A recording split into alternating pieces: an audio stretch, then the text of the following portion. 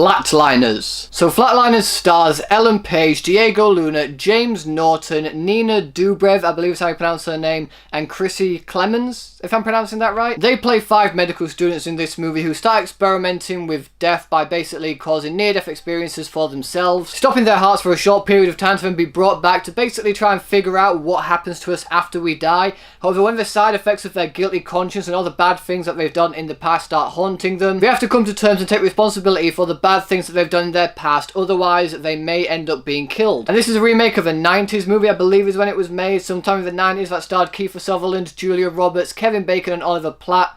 And I wasn't really that invested with the first movie. I thought it was okay for what it was, but it wasn't great.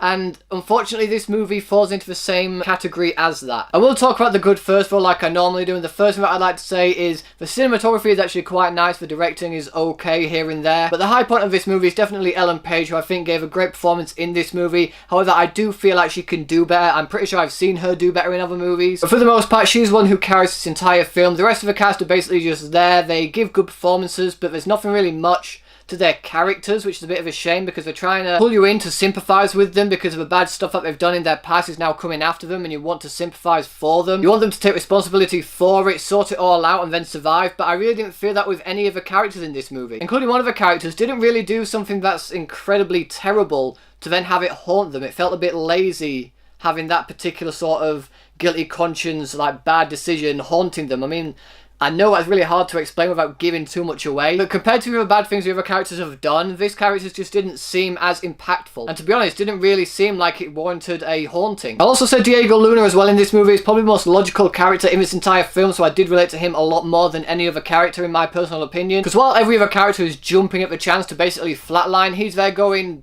"You guys are stupid. What are you doing? This is a stupid idea." And so in that, he was a more grounded character that we're supposed to relate to a little bit more than the other characters, but still, there wasn't really much to his character to begin with for us to really care about him. There is also a cameo appearance from someone who was in the original movie, who I won't spoil for you guys, but it wasn't one of like Ghostbusters ones. Although I enjoyed those cameos, they were basically just there to remind you of the original. This cameo actually made sense, and they actually had an impact on the film, so it was nice to see that. It wasn't like they were throwing it out there to say, hey, remember the original? Well, we've got this person back for it. However, my biggest issue with this movie is the actual story for the film isn't all that interesting. I mean, the premise itself is fine, I guess, but it's nothing that really interests me, and in that I wasn't really hooked for any time throughout the film. Granted, the movie has a good message of taking responsibility for all the bad things that you've done in your past and possibly even making amends for them, but because the movie didn't invest me enough into what was going on, that message got lost along the way. And this movie goes from what I think is more a psychological thriller into more horror territory with the jump scares that they have in this film. Granted, some of the creepy imagery is good and some of the suspense build-up is also pretty well done, but this movie is also chock-a-blocked with stupid jump scares in the film that I don't feel are really necessary. It didn't really scare me, it didn't really have me on edge, and it just felt pretty pointless to have them there. Overall, this movie isn't exactly terrible, but I don't think it's one you guys will really remember, unless of course it is your kind of film, which if it is,